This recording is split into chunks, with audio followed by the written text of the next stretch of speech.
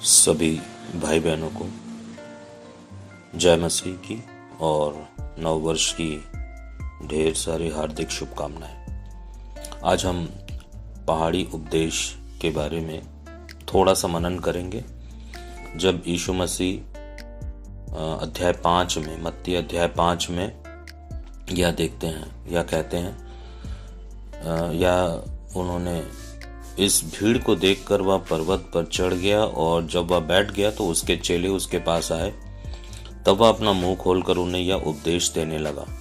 ये जो पहाड़ी उपदेश है, ये जो पहाड़ी उपदेश की जो बातें हैं, ये बातें उन पर लागू होती हैं जिन्होंने परमेश्वर की आज्ञाकारिता अर्थात परमेश्वर की धार्मिकता को पूरा कर लिया है, अर्थात जिन्होंने विश्वास किया, जिन्होंने पश्चाताप किया और परमेश्वर के आज्ञाकारिता में चल करके परमेश्वर की धार्मिकता को जब वे प्राप्त कर चुके होते हैं तब यह वचन उनके लिए लागू होता है। जैसे उन्होंने कहा कि धन्य है वे जो मन के दीन है, धन्य वे जो मन के दीन है। तो पहाड़ी वचन में दीनता का जो संबंध है वो दुख और पश्चाताप से है, अर्थात जो व्यक्ति अपने पापों के कारण जिन्हें दुख होता है और वे पश्चाताप करते हैं और जिसका परिणाम जो है वो उद्धार होता है। उसके बाद में उन्होंने ये बात कहा कि धन्य वे जो शोक करते हैं क्योंकि वे सांत्वना पाएंगे। तो शोक का संबंध जो है वो परमेश्वर से पवित्र आत्मा पाने से है और यही तृप्तता है कि जब एक व्यक्ति संसार में से निकल करके जब वो परमेश्वर के पास आता है और क्रूस में से होकर के जब वो दूसरी ओर जाता है, तब संसार से वह इतना दूर हो जाता है कि उसे एक सहायक की जरूरत होती है और वह परमेश्वर से पवित्र आत्मा को मांगता है और परमेश्वर उसे पवित्र आत्मा देते हैं। इसी प्रकार से नम्रता का संबंध प्रतिपल परमेश्वर की आवश्यकता हमारे जीवन में होती है इन बातों से है कि हम परमेश्वर को खोजें।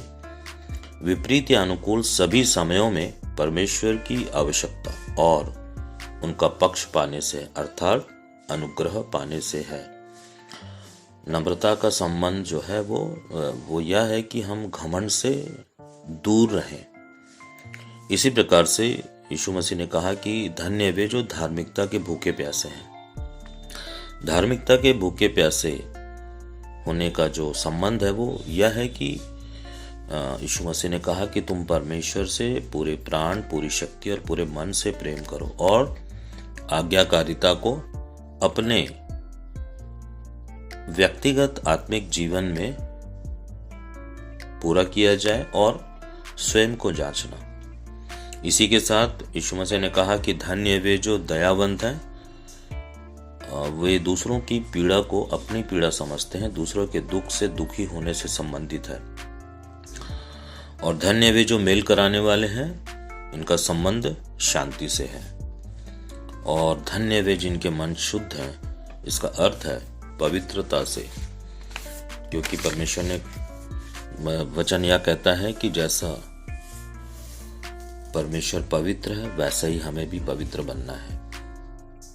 तो हम दो बातों को देखेंगे। धन्य है वे जो धार्मिकता के भूखे प्यासे हैं। धार्मिकता के भूखे प्यासे अर्थात ऐसे चेले जो परमेश्वर से अपने सारे मन, सारे प्राण और सारी शक्ति से प्रेम करते हैं और परमेश्वर की इच्छा को यीशु मसीह के वचन की पूर्ण आज्ञाकारिता में पाए जाते हैं और वे जो परमेश्वर की इच्छा पूरी करने में सतत लगे रहते हैं। सिद्धता की ओर बढ़ने की भूख होना, क्योंकि परमेश्वर ने कहा है कि तुम सिद्ध बनो। सिद्धता इसमें नहीं कि हम किस प्रकार से प्रचार करते हैं या हमें पुलपिट पर से प्रचार करना है या हमें भविष्यवाणी करना है या कलीसिया में कुछ अन्य कार्य करना है, परंतु सिद्धता इसमें कि परमेश्वर को और जानने का प्रयास करना, आज्ञाकारिता को निरंतर थामे रखना और परमेश्वर से प्रेम करते हुए सबसे प्रेम करने में लगे रहना,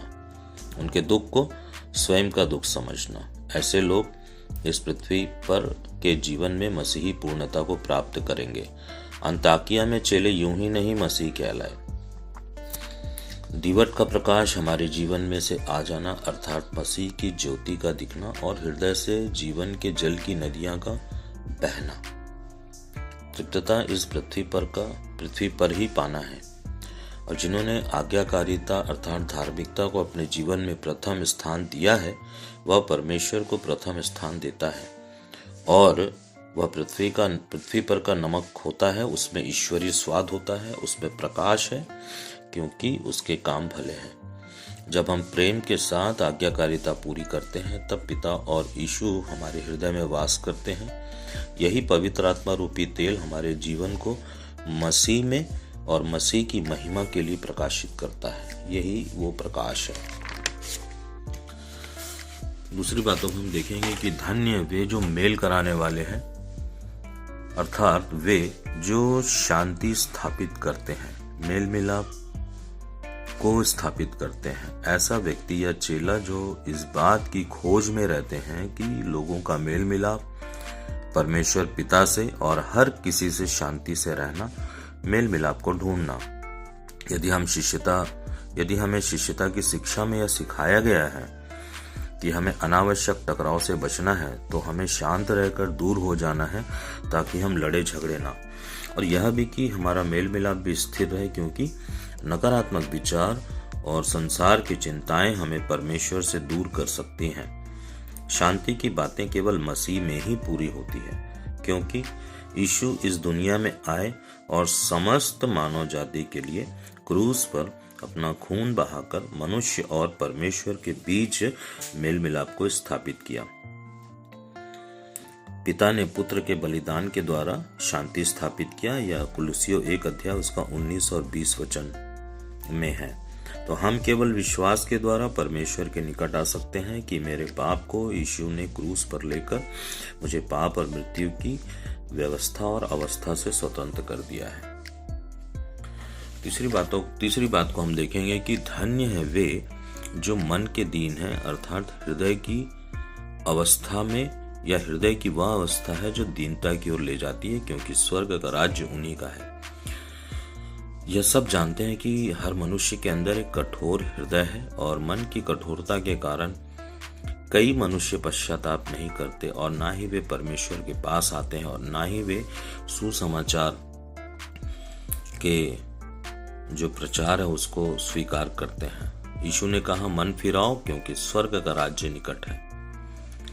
तो जो इस सुसमाचार को सुनता है और जो वास्तव में जिसे समझ में आ जाता है कि परमेश्वर ने उसे स्पर्श किया है और वह अपने हृदय को पूरी तरह से नम्र और दीन करता है, अर्थात हर प्रकार की कठोरता को दूर करता है, और जिसे अपने द्वारा किए गए पापों अपराधों का दुख उसके मन में होता है और वह परमेश्वर से उसके अंधकार के जीवन को बदलने के लिए प्रार्थना करता है, तो परमेश्वर उसे उद्धार देते हैं।